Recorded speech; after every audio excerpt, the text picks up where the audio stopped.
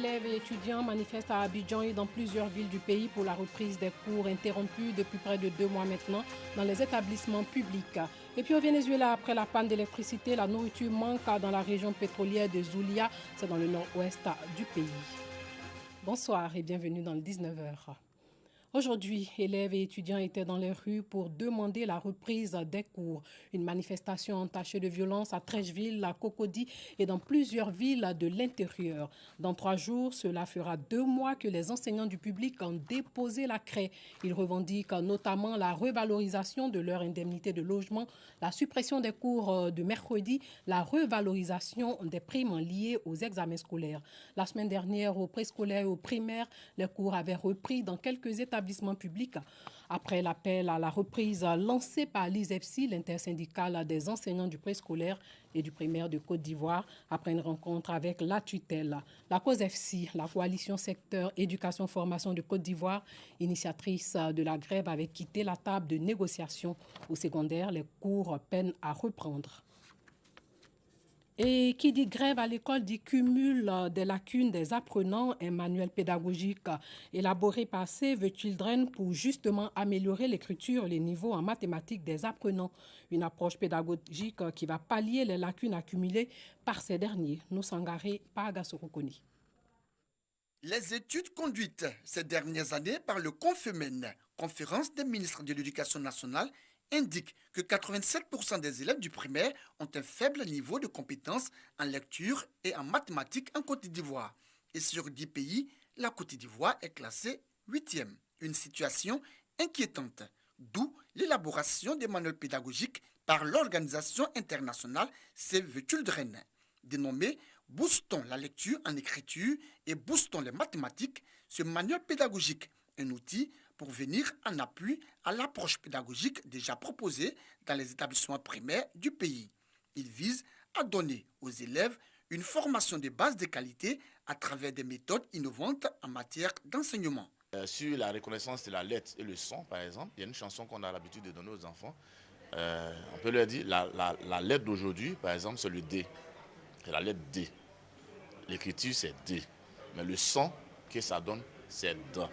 Donc, dans une chanson, la lettre d'aujourd'hui, c'est le D, D, D. La lettre d'aujourd'hui, c'est le D, D, D. La lettre d'aujourd'hui, c'est le D, D, D. Mais le son qu'elle donne, c'est le D, D, D. Donc, l'enfant fait déjà 2 compétences de lecture avec cette chanson-là. Il y a la reconnaissance de la lettre et il y a la conscience phonologique. C'est une approche qui permet d'associer les parents d'élèves au processus d'apprentissage, notamment de la lecture et des mathématiques. Donc les parents sont formés, sont encadrés et ils permettent l'encadrement aussi des enfants. Ces manuels qui s'inscrivent dans le cadre du projet TREC ont été expérimentés avec succès dans plusieurs villes du pays, à Coupé, à Zopé, à Bengrou, entre autres. Nous allons essayer d'évaluer et puis voir la possibilité de généraliser dans les autres directions. Mais surtout, former les enseignants à la base dès le CAFOC et puis renforcer les capacités de ceux qui sont sur le terrain pour que cette approche-là aussi vienne aider les enfants à mieux lire et à mieux maîtriser les mathématiques à l'école. Pour l'élaboration et la mise en place de ce manuel, Save the Children a bénéficié d'un appui financier de 84 millions de francs CFA de la Fondation Jacob. Alphabétisation et dépistage du diabète à l'intention des femmes de la commune de Yopougon, des femmes qui pourront déchiffrer ces lettres qui défilaient sous leurs yeux sans qu'elles sachent de quoi il s'agissait. Mieux, elles pourront aussi former des mots à partir de ces lettres et communiquer autrement grâce à The Good Samaritan ONG qui a aussi mis à leur disposition des prises en charge sanitaires. Nzi Suzanne est ménagère. Elle vient de recevoir son diplôme de fin de formation au cours d'alphabétisation. L'école est bonne. Et grâce à l'école aujourd'hui, j'arrive à écrire bien mon nom. J'arrive vraiment à parler. Quand tu ne vas pas à l'école, tu ne connais pas papier, il est difficile de t'exprimer. Et beaucoup de choses sont cachées devant toi que tu ne connais pas. Comme Nzi Suzanne, plusieurs autres femmes ont reçu leur diplôme de fin de formation au cours d'alphabétisation. C'est une initiative de l'ONG The Good Samaritain qui veut aider les femmes et les jeunes filles à apprendre à lire et à écrire, mais aussi leur donner des prises en charge pour se soigner. En créant cette ONG, nous venons en aide pour dire à ces femmes que désormais, vous n'êtes pas seuls. Mais nous venons à leurs côtés, les remonter, les sensibiliser, à leur dire que, attention, vous avez du pouvoir, vous avez du matériel, vous avez du potentiel, levez-vous, battez-vous et l'avenir sera meilleur pour vous. Une séance de dépistage du diabète et du cancer du col de l'utérus, ainsi que des séances de sport, ont ponctué cette journée dédiée à la femme.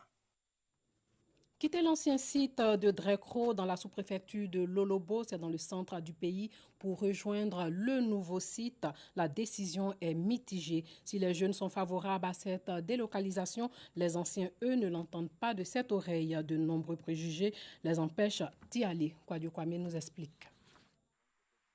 Drekro, village nanafoué de la sous-préfecture de Lolobo. À Drekro, un conflit de générations oppose les anciens aux jeunes du village, conflit relatif à la délocalisation du village en bordure de la nationale A3.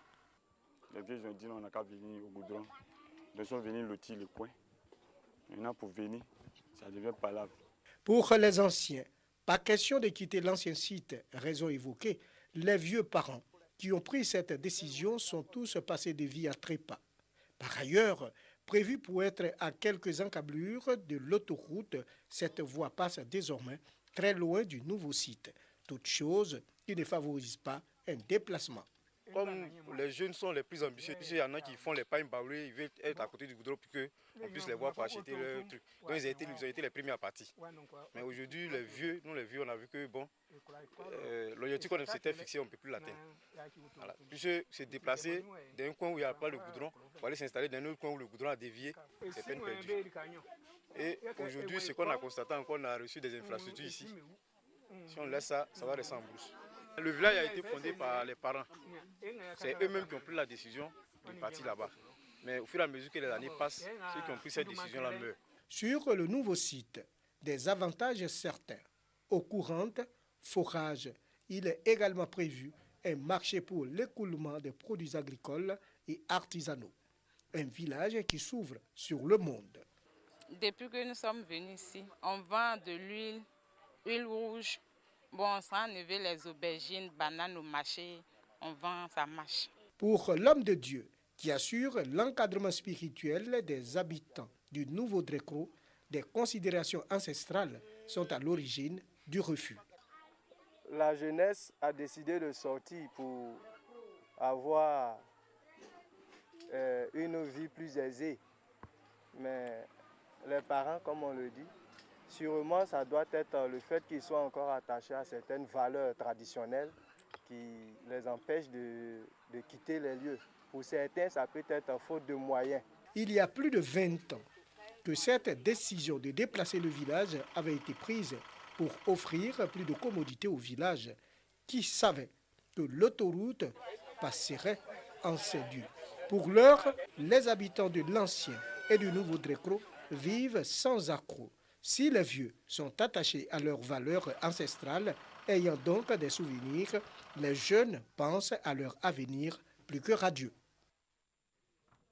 Le village, c'est aussi les plantations. Une dizaine de propriétaires de plantations d'EVA viennent de bénéficier d'une formation en alternance en vue de saigner eux-mêmes les arbres qui contiennent le liquide qui produit le caoutchouc. Cette formation constitue la phase pilote. À terme, elle va permettre de combler le déficit en personnel seigneur qualifié. Le reportage de Sam Conan. Des producteurs d'EVA visiblement heureux de recevoir le certificat de formation des seigneurs. Nous sommes à Yakouli Dabouo, dans le département de Soubri. Cette formation, initiée par le Fonds de développement EVA de la Promac, association des professionnels du caoutchouc naturel, dont Yakouli Dabo constitue la phase pilote, a pour objectif de pallier en urgence le déficit de seigneurs en Côte d'Ivoire. Ce sont des seigneurs en un mot qui pourraient être vulnérables s'ils n'étaient pas propriétaires de plantations. Et nous, c'est un pilote que nous essayons. Et si ce pilote-là s'avère concluant déjà, nous avons des résultats qui nous réjouissent. Voici un modèle que nous pouvons dupliquer et qui sera donc un exemple à promouvoir au sein de la filière afin que l'offre de seigneurs qui est d'au moins 50 000 que nous voulons, on puisse déjà à travers ce genre de modèle pilote-là pouvoir la filière en seigneur pour l'exploitation de nos plantations. Il s'agit dans le cadre de ce projet-là de rapprocher les écoles de formation à la saignée des planteurs. Et déjà cette année, nous avons prévu de créer 10 écoles de proximité. La formation a consisté à vraiment apprendre à saigner parce que nos plantations sont détruites. Et dans cette formation, on a vu beaucoup de choses. C'est-à-dire comment apprendre à saigner, comment apprendre à stimuler et comment connaître les lits médias et comment placer les tasses. Les seigneurs qu'on prenait tuaient nos plantations. Mais à partir de cette formation, il sait comment attraper mon couteau, comment saigner, moi-même prendre l'entretien de ma plantation. D'ici 2020, 60 000 seigneurs devront être formés pour couvrir le besoin au niveau national. Des journalistes ont aussi été formés, 60 journalistes qui viennent de recevoir leurs attestations de formation après avoir bénéficié d'une formation sur l'écriture web, la monétisation de la presse et les questions sur la loi de la presse. Attestation de fin de formation pour 60 journalistes de plusieurs organes de presse. Une formation sur l'écriture web, la monétisation de la presse et les questions sur la loi de la presse. Nous avons appris qu'on peut, à partir de nos organes-là, créer par l'écriture web la monétisation de nos journaux. C'est-à-dire qu'on peut chercher de l'argent avec nos journaux auprès des lecteurs qui sont aujourd'hui presque tous branchés sur Internet. Dans ce domaine-là, cette formation nous a été très bénéfique. Nous avons même souhaité que d'autres modules soient encore instaurés. Grâce à cette formation, je compte sensibiliser dans mon organe les Ivoiriens en utilisant l'écriture web pour former la population. Objectif de l'Institut des sciences et techniques de la communication, ISTC Polytechnique, initiateur de cette formation, est de renforcer la capacité de ces acteurs à la maîtrise des TIC. Il est important que chacun comprenne la nécessité d'actualiser ses connaissances, la nécessité de renforcer ses capacités. Et je pense que tout est à l'honneur des bénéficiaires, tout comme des personnes qui ont eu à financer notamment le Fonds de soutien et de développement de la presse. Le net se développe très vite et le net aussi offre des opportunités importantes pour la presse. Aujourd'hui, vous avez des entreprises de presse qui diversifient, qui ont donc l'édition papier et à côté de l'édition papier qui ont donc qui veulent ou qui ont déjà donc des éditions numériques. Et dans ce cadre-là, donc, elles continuent à écrire dans ces éditions numériques comme si elles étaient toujours dans l'édition papier. Donc il était opportun pour le fonds donc, de financer cette formation. La formation de capacité à la maîtrise de l'écriture web et à la monétisation de la presse s'est déroulée du 17 au 28 décembre dernier à l'Institut des sciences et techniques de la communication ISTC Polytechnique. Elle a été financée par le Fonds de soutien et de développement de la presse. De nouveaux outils présentés par l'OASU, des outils innovants de technologie de l'information tels que l'application de gestion dématérialisée des licences et l'intranet de l'OASI. L'OASU, l'idée, amener le sport scolaire et universitaire à consolider la formation de la jeunesse ivoirienne à l'esprit d'équipe, d'excellence et de compétition. Administrer, gérer et organiser le sport scolaire et universitaire dans les établissements publics et privés des 3 ordres d'enseignement, primaire, secondaire et supérieur. Telles sont quelques grandes missions de l'Office ivoirien des sports scolaires et universitaires. Pour accentuer son efficacité, il a procédé ce mardi 12 mars 2019 à la présentation des nouveaux outils innovants, à savoir le système intégré de gestion du sport scolaire et universitaire, SIGSU, et l'intranet OASU. Aujourd'hui, les outils que nous avons nous permettent véritablement d'avoir une célérité dans le traitement de toutes les informations et de tous les actes que nous avons à mener vis-à-vis de tous les acteurs. Et Dieu seul sait combien ils sont nombreux. Et j'ai dit tout à l'heure, c'est plus de 7 millions d'individus qui la ciblent. Et véritablement, le faire sans ces outils modernes relève de la gageure. Par cette initiative, l'OASU entend sécuriser la traçabilité des athlètes en rendant la pratique du sport accessible au plus grand nombre d'élèves et étudiants de Côte d'Ivoire et détecter les talents sportifs en vue de promouvoir les fédérations sportives nationales. Au Venezuela, alors que le chômage et la crise économique étouffent les habitants de Maracaibo dans la région pétrolière de Zulia, c'est dans le nord-ouest du pays, les pillages qui ont suivi la gigantesque panne d'électricité ont provoqué la fermeture de la plupart des commerces alimentaires dans la ville où il est devenu très difficile de se procurer de la nourriture. Maracaibo, la capitale pétrolière du Venezuela, a faim. Chômage, pénurie alimentaire et coupure d'électricité, la ville de 3,6 millions d'habitants cumule la difficulté sur le système D pour s'alimenter.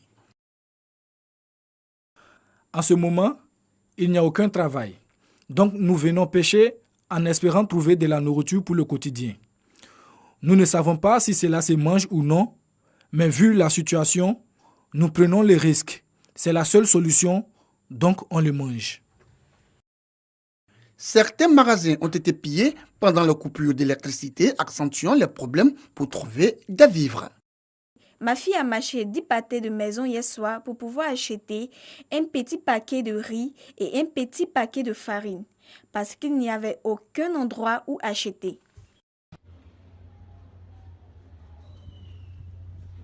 Voilà, c'est tout pour ce soir. Portez-vous bien.